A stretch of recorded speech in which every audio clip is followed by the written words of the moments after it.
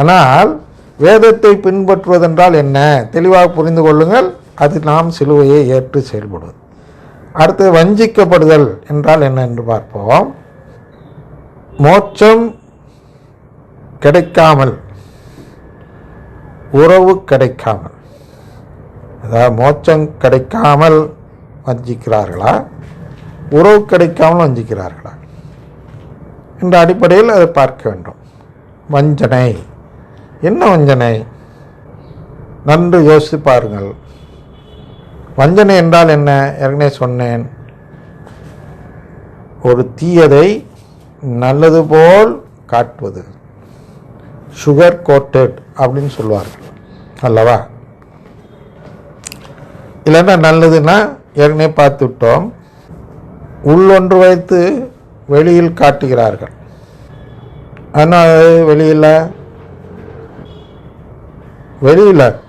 மனித கட்டளைகளை கடைபிடித்து வாழும் அறநெறிதான் திருவிழியத்தில் கூறப்பட்டிருக்கிறது என்று அவர்கள் சொல்லும் பொழுது, உள்ளர வஞ்சகமாக ஒளிந்திருக்கக்கூடிய தீய செயல் எதுனா கடவுளின் உறவு எனக்கு வேண்டாம் என்று சொல்வதாக அது இருக்கிறது. அதுக்கு பேர் தான் வஞ்சனை. அப்போ இங்கே பார்த்தால் மனித கட்டளைக்கு எதிராக இருப்பவர்களாக துர்மாதிரியான நபர்கள், மனித கட்டளைக்கு எதிராக துர்மாதிரி கத்தோலிக்கர்கள் என்ன செய்கிறார்கள் என்றால் சிலை வழிபாடு செய்கிறார்கள்.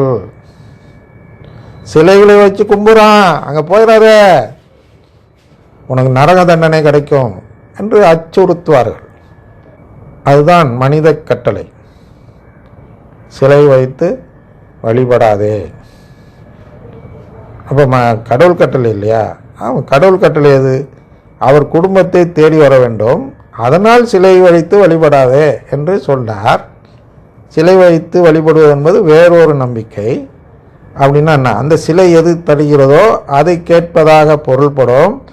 ஆனால் நீ உறவு கேட்கவில்லை என்று பொருள்பட்டு விடுவதால் நீ சிலை வைத்து வழிபடாதே, என்னுடைய மதத்தில் சிலை மதத்தில் இருக்காதே என்று அவர் சொன்னார். அந்த நம்பிக்கை வேண்டாம், இந்த நம்பிக்கை.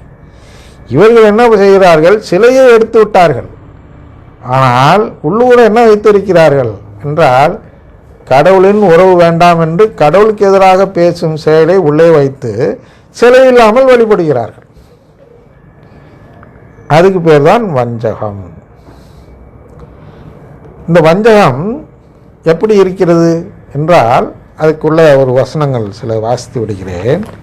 2 தெசலோனிக்கர் 2:7 வாசித்தா இவர்கள் எப்படி வஞ்சனை செய்கிறார்கள், அதாவது நல்லது போன்று தீயதை எப்படி விதைக்கிறார்கள் என்பதை பார்த்து விடுவோம்.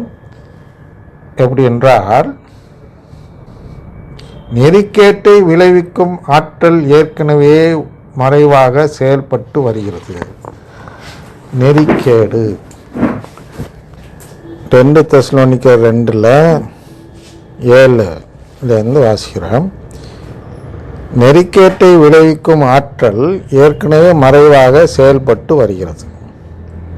அப்போ இதில் என்ன பார்த்தோம் என்றால், நெறி 2 விதமான நெறி இருக்கிறது. இப்போ அந்த VS குமார் அப்படின்னு இருக்கிறார், அவர் ஒரு நெறியில் இருக்கிறார். கத்தோலிக்க திருச்சபை வேறொரு நெறியில் இருக்கிறது. அப்படின்னா வேறொரு வழி. அவர் காட்டும் வழி எது என்று பார்த்தால் மனித கட்டளை, அதாவது சிலை வழிபாடு செய்யாதீர்கள் என்பதை மையமாக வைத்து சொல்வார். திருவிழியத்தை கடைபிடிங்கள். இதெல்லாமே மனித கட்டளை. மனிதன் வேதம், அது திருவிழியம் இல்லை அவங்களுக்கு. வேதத்தை கடைபிடிங்கள். வேதத்தை கடைபிடிக்கிறது எப்படி மனித கட்டளைன்னா, எல்லா மதமும் அதான் சொல்லுகிறது. இந்து மதத்துலேயும் அதான் சொல்லுது, வேதத்தை கடைபிடி. இஸ்லாமிய மதத்துலேயும் அதான் சொல்லுகிறது, திருக்குரானை கடைபிடி. நீங்களும் அதான் சொல்கிறீங்க, வேதத்தை கடைபிடி. அது ஒரு வழி. வேதத்தை கடைபிடித்து வாழ்வது ஒரு வழி. நாங்கள் வேறொரு வழி. என்ன வழி? வேதத்திற்குள் காட்டியிருக்கக்கூடிய வழி என்னவென்றால், கடவுளின் குடும்பத்தில் சேர பாடுபடுவது.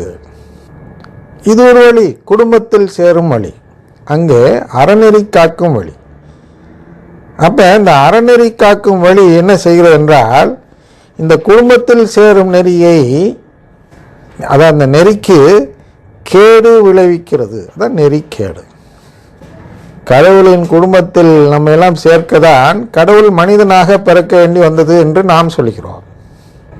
அவர்கள் என்ன சொல்கிறாங்க, ஏன் கடவுள் பிறந்து அறநெறி காப்பாற்ற ஏன் கடவுள் பிறக்கணும்? ஏன் பாவத்துக்கான பரிகாரமாகும்? ஏன் பாவத்துக்கு அவர் பிறக்கிறதுல எப்படி பரிகாரமாகுது? என்னுடைய பாவத்திற்காக அவர் பிறந்து பாடுபட்டால் அது எப்படிப்பா பரிகாரமாகும்?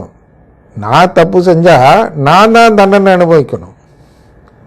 நான் கொலை செய்வேனா என்னுடைய வேலையை விட்டு நீ தீக்குள்ள துவங்கிக்கோன்னு சொன்னால் அது நீதி ஆகுமா? அதில் என்ன நீதி இருக்கிறது?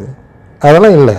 உண்மையான நீதி எங்கே இருக்கிறது என்றால், கடவுள் மனித இனமாக மாறினால் மனிதனை கடவுள் இனமாக மாற்ற முடியும். கடவுள் மனித இனமாக மாறாமல் நம்மை தத்தெடுத்தால் அது என்றுமே நாம் தாழ்நிலையில் தான் இருப்போம். அவர் நமக்கு சமநிலை கொடுக்க வேண்டும் என்று எண்ணினார். சமநிலை கொடுக்க வேண்டும் என்றால் அவரும், அதாவது கடவுளும் மனிதனாக மாற வேண்டும்.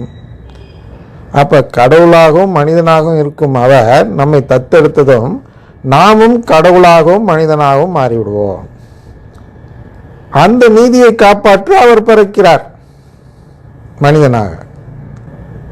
அவங்க இதில் என்னன்னா, அந்த வேறு நெறியக்காரர்கள் என்று சொல்கிறோம் அல்லவா, மனித மரபை காப்பாற்றுபவர்கள், மனித சட்டத்தை காப்பாற்ற பார்ப்பவர்கள், அவர்கள் ஏன் கடவுள் இங்கே பிறக்க வேணும்னு கேட்டால், பரிகாரம், உன் பாவத்துக்காக அவர் ரத்தம் சிந்தினார், நான் பாவம் ஏன் பாவத்துக்காக அவர் ரத்தம் சிந்தினார். ஆனால் நீங்கள் சொல்லக்கூடிய தண்டனை தத்துவத்தின் அடிப்படையில், மார்ட்டின் லூத்தர் சொன்ன தண்டனை தத்துவத்தின் அடிப்படையில் அல்ல, மாறாக எனக்கு உறவு கொடுப்பதற்காக என்ன செய்தார் என்றால், பாவ நிலையில் இருக்கும் என்னை அவர் தத்தெடுக்க முடியாத நிலை இருந்ததால் அவர் என்ன செய்கிறார், என் நிலைக்கு வருகிறார்.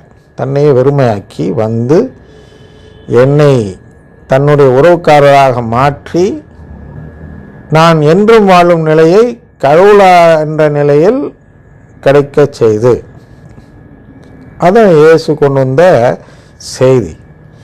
இதை நம்பி நாம் ஒரு நெறி, ஒரு வழியில் செல்கிறோம். அந்த நெறிக்கு கேடு விளைவிக்க சாத்தான் வருகிறான். எப்படி வருகிறான் பாருங்க.